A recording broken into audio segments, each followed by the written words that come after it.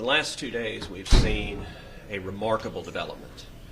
We have seen big tech, we've seen Twitter and Facebook actively interfering in this election in a way that has no precedent in the history of our country.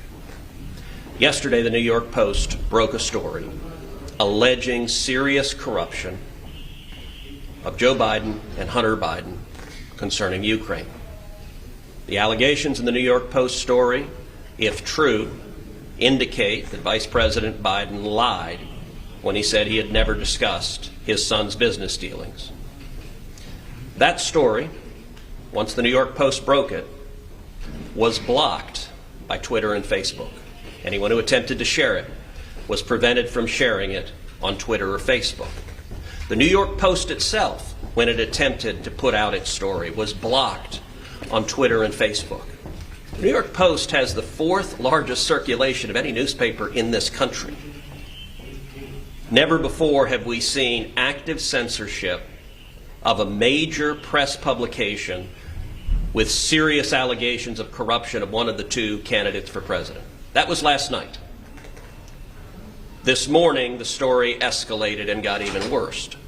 The New York Post broke a second story of a series of emails that indicate yet more corruption. In this instance, the Biden family receiving millions of dollars from communist China government officials.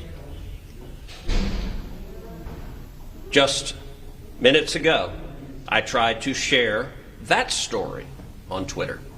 And Twitter is actively blocking, right now, this instant, stories from the New York Post alleging corruption and the Biden family receiving millions of dollars from communist China. This is election interference, and we are 19 days out from an election. It has no precedent in the history of democracy. The Senate Judiciary Committee wants to know what the hell is going on. Chairman Lindsey Graham and I have discussed this at length, and the committee today will be noticing a markup on Tuesday to issue a subpoena to Jack Dorsey, the CEO of Twitter, to testify before the Senate Judiciary Committee next Friday, to come before this committee and the American people and explain why Twitter is abusing their corporate power to silence the press and to cover up allegations of corruption. And let me be clear, I don't know if these New York Post stories are true or not. Those are questions Vice President Biden should answer. But Twitter and Facebook and big tech billionaires don't get to censor political speech and actively interfere in the election. That's what they're doing right now. And so on Tuesday, the Judiciary Committee, the full committee, will be voting on subpoenas to subpoena Jack Dorsey to come before our committee. Can I ask a technical question on that? Can the Democrats delay that subpoena, or can The Democrats can certainly raise procedural objections. They can try to delay the subpoena. I don't believe they will be successful. We are 19 days out from an election, so if the Democrats were to try to play procedural games to delay the subpoena until after the election, that would be obvious and transparently political. Chairman Graham. Thank you. 2020 can't get any stranger. So they're 19 days out from an election. Again, I don't know if the New York Post article is true. I think it is established that Hunter Biden, while he was visiting China with the vice president, received money from a Chinese bank for investment.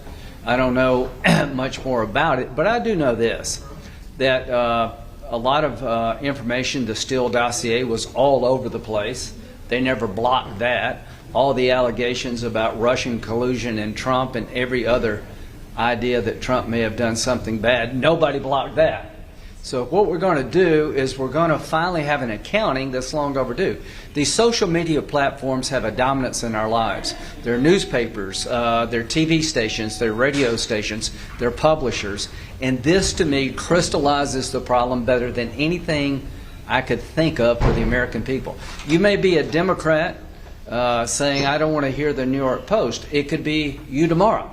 So the point is that the power behind these platforms have been taken to a level that truly is dangerous, I think. The stopping Americans who have these tools available to them from exercising their ability to share information with their friends. Nobody in Twitter and social media shut down anything about Trump and Russia. So we're going to proceed Tuesday. Hopefully the Democrats on the committee will be as interested in this as we are, because it's us today, it could be them tomorrow. Thank you.